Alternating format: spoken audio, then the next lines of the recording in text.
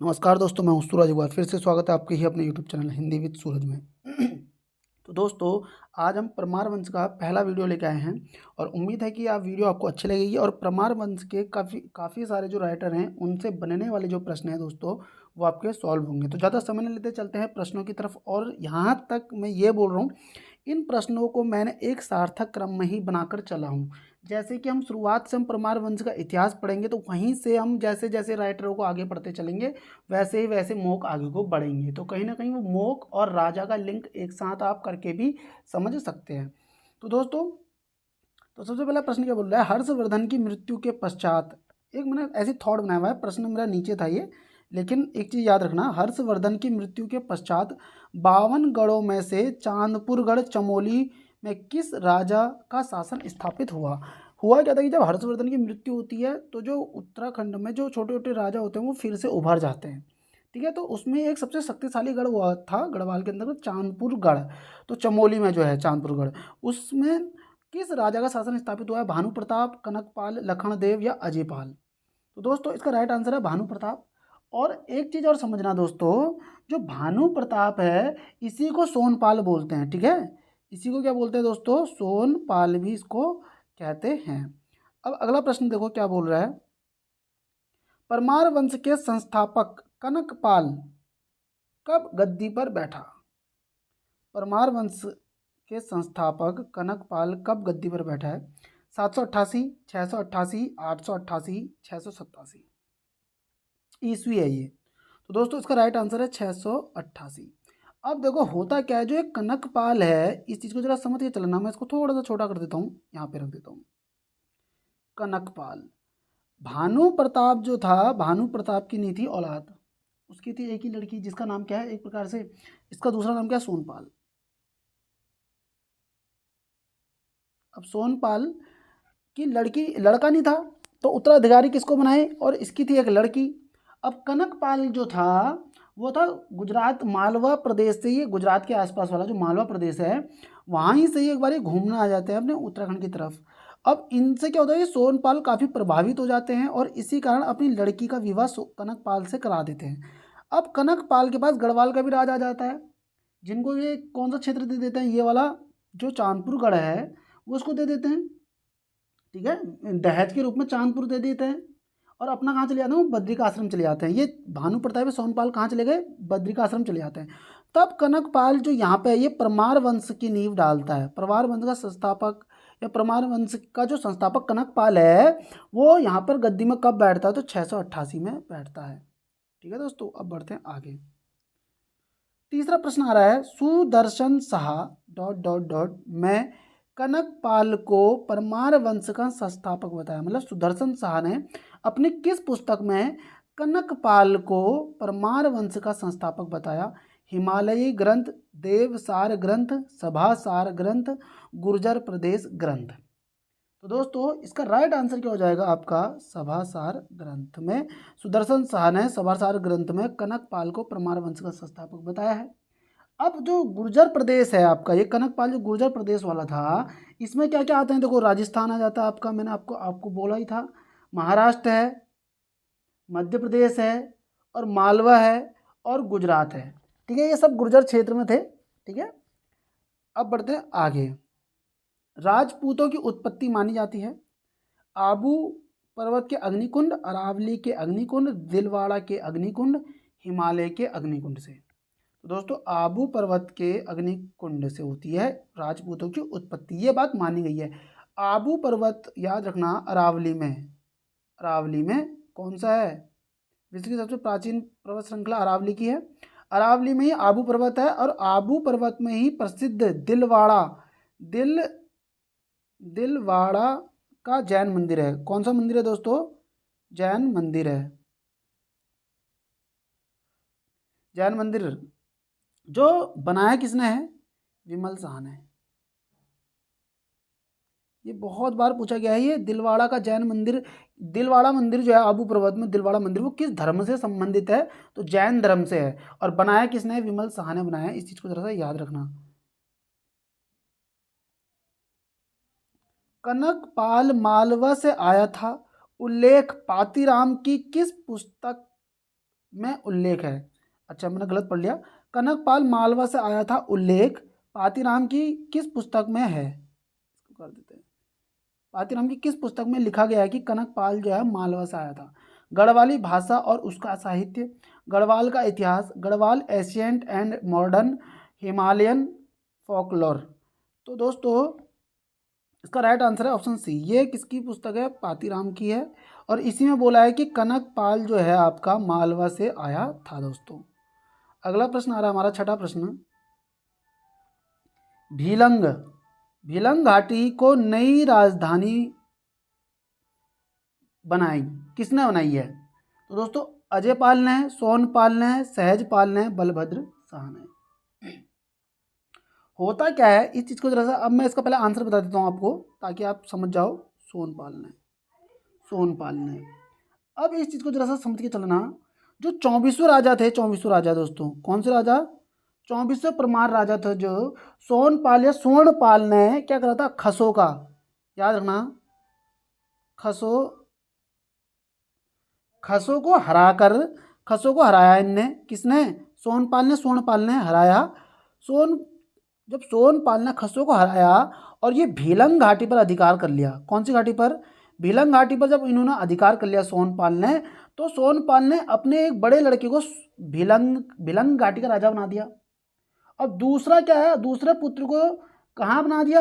जो अपनी राजधानी थी, जहाँ पे उनकी पहले से ही थी, है ना, जो चांदपुर गढ़ था, वहीं का उसको राजा बना दिया।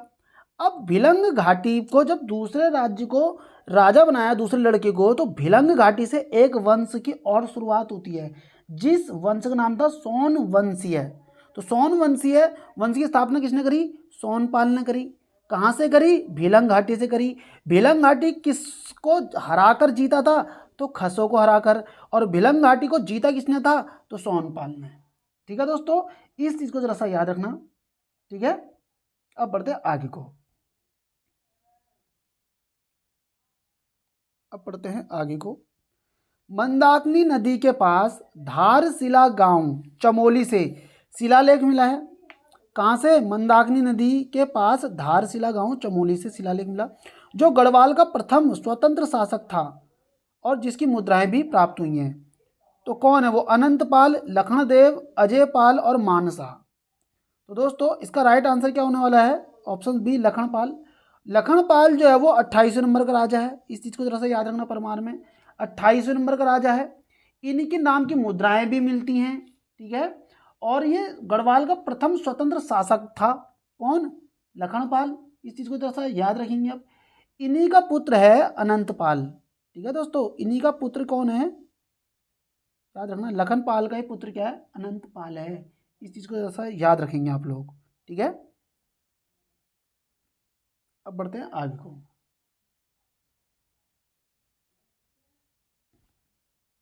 और इस घटना में ना, ये पूरी घटना में इसका भी वर्णन है अनंतपाल का, कि ये इसका पुत्र है। इस तरीके से ये पूरा वार्तालाप इसके बारे में बताया गया है। किसमें? मंदाकिनी नदी के पास धारशिला गांव चमोली शिलालेख में मिला है। अब बढ़ते हैं आगे। 8वां प्रश्न आ रहा है, किसके ताम्रपत्र देव प्रयाग के रघुनाथ मंदिर में मिले, जिसमें इसने स्वयं को रजवार कहा है? तो मतलब कौन सा परमार शासक है जिसने खुद को क्या कहा? रजवार कहा। और ये साक्ष्य कहाँ मिला? देव प्रयाग का रघुनाथ मंदिर में। अजय पाल, श्यामपाल, जगतपाल और कनकपाल। तो दोस्तों ये कौन सा है परमार का? जगतपाल। इस चीज को जरा सा आप लोग याद रखेंगे। ठीक है, अब जगतपाल जो है खुद को क्या बोलता है? रजवार बोलता है, जिसका उल्लेख हमें कहाँ पे मिलता है दोस्तों? देव प्रयाग के रघुनाथ मंदिर के ताम्र पत्रों में मिलता है। अब बढ़ते हैं आगे को। परमार वंश का वास्तविक संस्थापक माना जाता है अजय पाल, बलभद्र शाह, कनकपाल और जगतपाल। तो दोस्तों इसका राइट आंसर क्या है? अजय पाल है। अजय पाल कौन से नंबर का राजा था? 37वें नंबर का राजा था। इस चीज को जरा सा याद रखेंगे आप लोग। अजय पाल का जो समय है वो 1490 से 1519 है। इस चीज को जरा सा याद रखना, क्योंकि वास्तविक संस्थापक है, थोड़ा सा महत्वपूर्ण है हम सभी के लिए। ठीक है दोस्तों, इस चीज को जरा सा आप लोग याद रखेंगे। इसके बारे में ज्यादा डिटेल नहीं बता रहा हूँ, क्योंकि इसके प्रश्न हमें देखने को मिलेंगे। अजय पाल परमार वंश का शासक है। पहला, 24वां, 27वां, 37वां। तो दोस्तों आप सभी को पता है 37वां है, ठीक है। 1490 से 1519 तक, 1490 1519 तक। अब बढ़ते हैं आगे। अजय पाल की राजधानी चांदपुरगढ़ से देवलगढ़ स्थानांतरित की। मतलब कि अजय पाल ने अपनी जो राजधानी है, चांदपुरगढ़ वालों की राजधानी चांदपुरगढ़ थी, इसने यहाँ से देवलगढ़ स्थानांतरित कर दी। तो याद रखना, चांदपुरगढ़ से देवलगढ़ स्थानांतरित करने वाला पहला परमार शासक कौन है? सबसे पहले तो ये प्रश्न बन गया अजय पाल। लेकिन प्रश्न ये है कि कब किया है? 1612 में, 1512 में, 1490 में और 1507 में। अब थोड़ा सा अगर हमें याद हो कि जो अजय पाल है वो 1490 से, याद रखिए ना, 1490 से 1519 तक रहा था, 37वां राजा है। तो तुम्हें एक चीज पता होनी चाहिए, जब 1915 तक वो राजा रहा तो 1612 तो कट हो गया ना पूरी तरीके से। अब 1490 भी हो जाएगा कट, अब राजा बनते ही तो स्थानांतरित करेगा नहीं। अब हमारे पास बचा 1512 और 1507 जो हमें लग सकता है। तो दोस्तों इसका राइट आंसर क्या हो जाएगा? इसका राइट हो जाएगा ऑप्शन बी, इसका राइट आंसर हो जाएगा। ठीक है दोस्तों, 1512 में चांदपुरगढ़ से देवलगढ़ राजधानी स्थानांतरित करी है किसने? अजय पाल ने, जो कि अब कौन से नंबर के राजा हैं? 37वें नंबर के। कार्यकाल क्या है इनका? 1490 से 1519। ठीक है दोस्तों, 19 लिख दिया मैं डायरेक्ट। अब बात करते हैं अगले प्रश्न की। अजय पाल ने राजधानी अब देवलगढ़ से पुनः राजधानी स्थानांतरित की।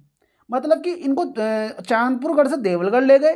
अब देवलगढ़ इनको कुछ समझ में नहीं आया तो देवलगढ़ से भी इन्होंने पुनः राजधानी चेंज कर दी। कहाँ के लिए? चांदपुरगढ़ फिर से वापस लेके आ गए, या फिर श्रीनगर ले गए, या फिर विलंग घाटी ले गए, या फिर गोपेश्वर ले गए। तो दोस्तों इसका राइट आंसर है श्रीनगर, वो दोबारा से अपनी राजधानी लेके चले जाते हैं। लेकिन ये लेके कब गए पुनः? तो याद रखना 1515 में। तो पहली बार राजधानी कब स्थानांतरित हुई? 1512 में, जो कि कहाँ से?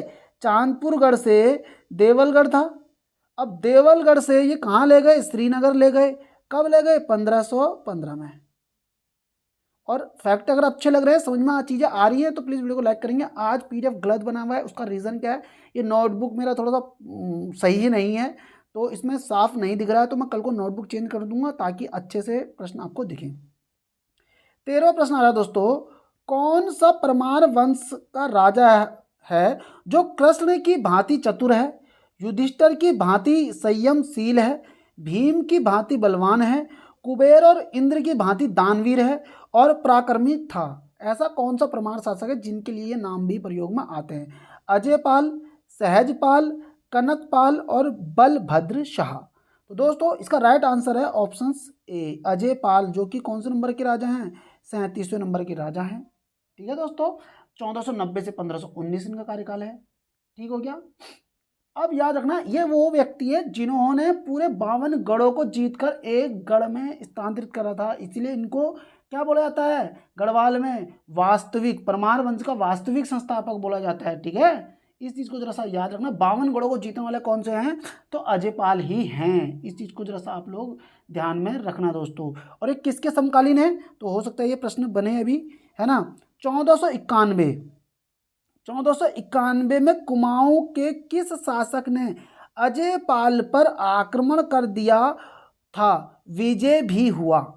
तो मतलब कि कुमाऊं का ऐसा कौन सा शासक था जिसने अजय पाल पर आक्रमण किया? अब तुम्हें लगेगा जब 1491 में उसने आक्रमण किया कुमाऊं के राजा ने और वो विजय भी हो गया। अब अजय पाल का कार्यकाल मैंने आपको बोला 1490 से 1519, मतलब ये हारने के बाद भी कैसे राजा बना रह गया? तो हुआ क्या था, उनके बीच में संधि हो गई थी। फिर कुमाऊं और इसके बीच में क्या जाती है, कुमाऊं का राजा जो जीतता है, अजय पाल हारता है, इन दोनों के बीच में संधि होती है, फिर वो वापस चले आता है, तो फिर से राजा कौन बन जाता है? अजय पाल बन जाता है। ठीक है दोस्तों, इस चीज़ को जरा सा आप लोग ध्यान में रखेंगे। तो गरुड़ ज्ञान चंद ने, कीर्ति चंद ने, बालो कल्याण चंद ने और महेंद्र चंद ने। तो दोस्तों इसका राइट आंसर क्या हो जाएगा? इस चीज़ को जरा सा ध्यान रखना, कीर्ति चंद। ठीक है दोस्तों, कीर्ति चंद इस पर आक्रमण कर देता है और इसको पराजित भी कर देता है। लेकिन होता क्या है, बाद में वो संधि करता है। और याद रखना अजय पाल से प्रश्न बन सकता है, अजय पाल से संधि करने वाला पहला चंदवंशीय राजा कौन हो सकता है? आप बोलोगे कीर्ति चंद। क्यों हुई संधि? 1491 में ये जीत जाता है, तो कुछ शर्तों के साथ संधि होती होगी। अगला प्रश्न आता है, गोरखनाथ संप्रदाय ग्रहण करने वाला परमार शासक।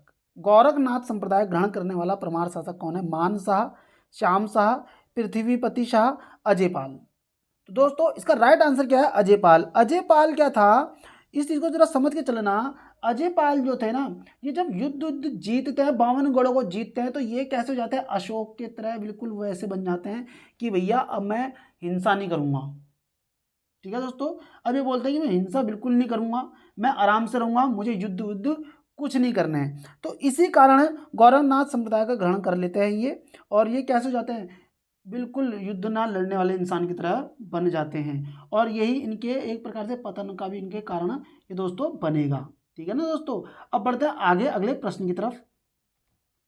अब हम बढ़ेंगे, एक और प्रश्न इनके बारे में आ रहा है शायद, हाँ, इसीलिए अजय पाल की जो तुलना है ना, इनकी तुलना याद रखना लो, इनकी तुलना जो है वो किससे की जाती है? सम्राट अशोक से। अशोक लिख देता हूँ मैं सीधे यहाँ पे, अशोक से।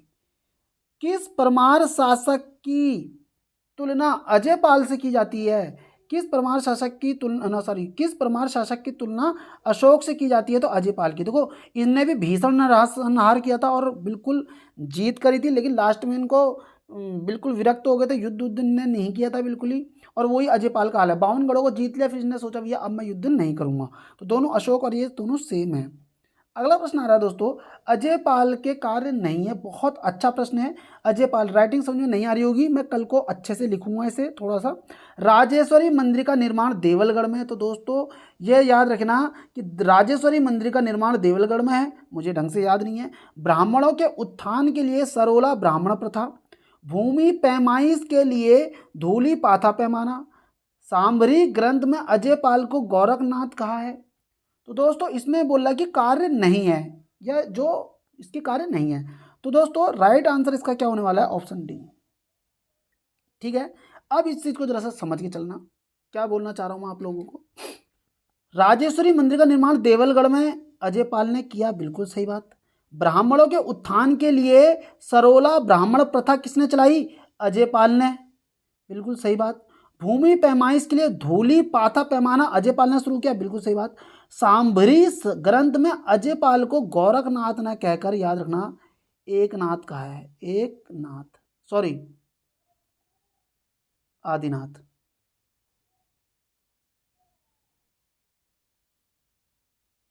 आदिनाथ कहा है। ठीक है, इस चीज को जरा सा आप लोग याद रखना दोस्तों। अब बढ़ते हैं अगले प्रश्न की तरफ। इसमें आ रहा होगा आपका, बिल्कुल यही हम पढ़ रहे हैं। अजयपाल किस शासक का समकालीन था? अकबर, सिकंदर लोदी, इब्राहिम लोदी, अलाउद्दीन खिलजी। तो दोस्तों इसका राइट आंसर क्या होने वाला है? सिकंदर लोदी का। ठीक है दोस्तों, किसका है ये? सिकंदर लोदी का है, क्योंकि अकबर जो बाद में आता है अकबर, तो सहजपाल के कितने अभिलेख देव प्रयाग के रघुनाथ मंदिर से प्राप्त हुए? किसके दोस्तों? सहजपाल के। याद रखना सबसे पहले, सहजपाल जो है ये 42 नंबर का है। कौन से नंबर का प्रमाण शासक है? सहजपाल 42 नंबर का शासक है। इस चीज को जरा सा याद रखना। अकबर के समकालीन था ये, कौन? सहजपाल। कितने अभिलेख प्राप्त हुए हैं? 4, 5, 7, 9। तो दोस्तों इसका राइट आंसर है होने वाला है आपका 5 अभिलेख।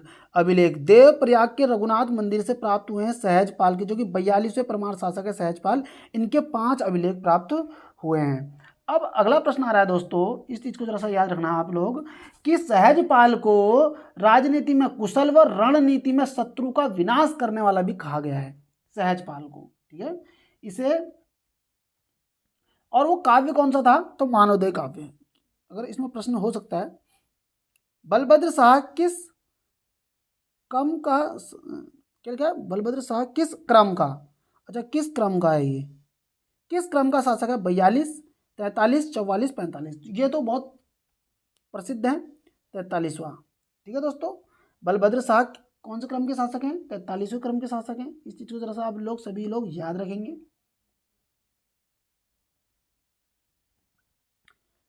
सहजपाल आपकी कितने नंबर का है राजा है? सबसे पहले तो समझ लो 42 नंबर का।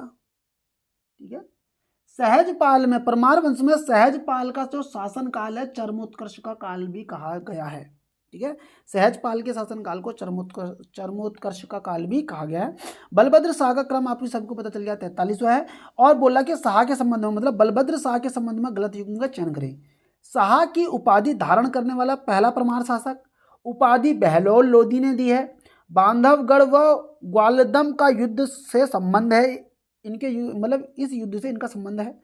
कत्यूरी शासक सुखल देव की सहायता से इसने चंद शासक अजीत चंद को पराजित किया।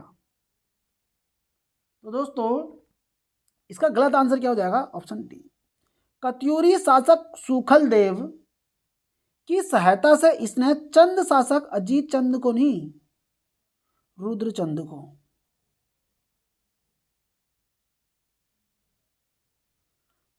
तो दोस्तों बलभद्र शाह ने किसको, कौन से चंद शासक को पराजित किया था? रुद्रचंद को पराजित किया था। वो भी किसकी सहायता से? कत्यूरी शासक सुखल देव की सहायता से। शाह की उपाधि लेने वाले पहले परमार शासक कौन है? बलभद्र शाह है। किससे उपाधि ली हुई है दोस्तों? बहलोल लोदी ने इनको ये उपाधि दी थी। बांधवगढ़ व ग्वालदम का युद्ध का संबंध भी किससे है? आपका बलभद्र शाह से है दोस्तों। ठीक है। अब बढ़ते हैं अगले प्रश्न की तरफ। लक्ष्मी चंद ने मान शाह, जो कि मान शाह जो है आपके 44 नंबर के परमार शासक है। लक्ष्मी चंद ने मान शाह के शासन काल में कितने आक्रमण किए? जो लक्ष्मी चंद है कुमाऊं के हैं ये बोलेंगे लक्ष्मी चंद ने जो मान शाह हैं 44 नंबर के शासन काल में कितने आक्रमण किए हैं? 7, 9, 11 और 13। तो दोस्तों इसका राइट आंसर क्या हो जाएगा आपका? ऑप्शन ए, 7 युद्ध इनने किए थे। मान शाह जो हैं दोस्तों 44वें शासक हैं। ठीक है। और साथ ही साथ में इनका जो शासन काल है वो है आपका 1591 से 1611। ठीक है। और तो समकालीन क्या हो गया? अकबर। क्योंकि अकबर जो है ये आपका 1605 तक रहे थे। 1542 से इनका कार्यकाल जन्म होता है, 1605 है। 1605 के बाद देखो जहांगीर आ रहा है, तो मान शाह के बाद वाला जो शासक होगा, ठीक है, मान शाह के बाद वाला जो शासक है श्याम शाह। मान शाह के बाद देखो कौन आ रहा है? श्याम। इस चीज़ को जरा ध्यान से सुनना, श्याम शाह। तो ये 44वां था, तो ये 45वां होगा। अब तुम्हें पता है जब मान शाह का समकालीन अकबर है तो श्याम शाह का समकालीन कौन होगा? जहांगीर होगा, नहीं होगा? अगर आपको इतना पता होना चाहिए भाई 1605 से 1627 का कार्यकाल जहांगीर का है। अब तुम्हें जहांगीर का कार्यकाल ना पता हो तो फिर तो मैं क्या बोल सकता हूँ इस चीज़ में, है ना। अब श्याम शाह आपको पता चला कि 45 नंबर का शासक श्याम शाह है। 1611 से 1630 इसका कार्यकाल था। 1611 से 1630 इसका कार्यकाल है। जब 1130 इसका है और 1605 से 1627 जहांगीर का है, तो श्याम शाह का समकालीन जहांगीर होगा, नहीं होगा? मान शाह 1591 से 1611 है, और जो अकबर है वो जिसका जन्म 1605 से 1542 से 1605 रहा है। ये राजा तो 1560-70 के समथिंग 42 7-8 साल की उम्र में बन गया था अकबर। तो मतलब लगभग उसी समय पे बन गया था, कुछ ही साल बाद। तो 1605 तक वो रहा था अकबर। तो मान शाह किसका समकालीन हो गया? अकबर का। और श्याम शाह किसका हो गया? जहांगीर का। अब बढ़ते हैं अगले प्रश्न की तरफ। लेकिन प्रश्न क्या था हमारा? लक्ष्मी चंद ने मान शाह पर कितने आक्रमण किए थे? तो डायरेक्ट आंसर हो गया 7। ठीक हो गया दोस्तों। मान शाह कितने नंबर पे है? 44 नंबर पे है। मान शाह का समकालीन कौन है? अकबर है। इस चीज को जरा सा याद रखना। अब देखो 7 आक्रमण किए, 7 बार ये बेचारा पराजित हो गया, और पराजित होने के साथ साथ इनको कितना लॉस हुआ? अगले प्रश्न में देखो। मान शाह का सेनापति नंदी, जो कि अपने 44वें शासक हैं मान शाह। देखो मान शाह 44वें हैं। अब श्याम शाह 45वें हैं। मानसाहा का सेनापति नंदी ने कुमाऊं के किस क्षेत्र पर अधिकार कर लिया? मतलब कि वो हारे ही हारे, अपना एक क्षेत्र भी दे गए, बागेश्वर, चंपावत, कत्यूर क्षेत्र और अल्मोड़ा। तो राइट आंसर है दोस्तों चंपावत। जो चंद वंशों की राजधानी थी चंपावत वाला क्षेत्र, वो इन्होंने ले लिया, किसने? नंदी ने। और नंदी किसका सेनापति है दोस्तों? इस चीज को तरह से याद रखना, मानसा का। मानसा कौन से नंबर के हैं? 44वें नंबर के हैं। 1591 से 1611 है। इस चीज को जरा सा याद रखना। अगला प्रश्न आ रहा है, मानवोदय रचना किस कवि की है? मानवोदय रचना किस कवि की है? भरत कवि, आत्माराम, धर्म कवि, मोहनचंद। तो दोस्तों इसका राइट आंसर क्या होने वाला है? Option A. ठीक है, इस चीज को जरा सा आप लोग याद रखना दोस्तों, है ना। जो भी ये सारी घटनाएं, और ये भरत कवि जो है ना, भरत कवि, इस चीज को समझ के चलना। जो राज कवि हैं किसके हैं ये? तो ये दोस्तों इन्हीं के राज कवि भी हैं। ठीक है, किसके? मानसा के। अब बढ़ते हैं अगले प्रश्न की तरफ। जहांगीरनामा में किस परमार राजा का जिक्र है? अगर आपको बात याद आई, 45वें नंबर पर श्याम शाह था। मैंने अभी आपको बताया था श्याम शाह अभी 1611 से जब आया था, है ना, 1611 से 1630 तक रहा। अब तुम्हें जहांगीर का पता होना चाहिए भैया कि जहांगीर कब आया था? 1605 से 1627 तक आया था जहांगीर। ये वास्तविकता है नहीं है जहांगीर की। अब बताओ ये इसका समकालीन होगा नहीं होगा? अब ये दोस्त भी था कायदे से जहांगीर का। कौन? श्याम शाह। इसका राइट आंसर क्या है दोस्तों? श्याम शाह है। अब जहांगीरनामा में किस परमार राजा का जिक्र हुआ है? तो श्याम शाह का जिक्र हुआ है। अब मैं एक चीज बताता हूं, श्याम शाह को एक घोड़ा, एक हाथी स्वरूप भेंट भी किया है। किसने? जहांगीर के अनुसार, जहांगीरनामा के अनुसार जहांगीर ने। ठीक है दोस्तों, इस चीज को जरा सा आप लोग याद रखना। अगला प्रश्न आ रहा है, श्याम शाह का दोस्त कौन है? जहांगीर। इस चीज को याद रखना।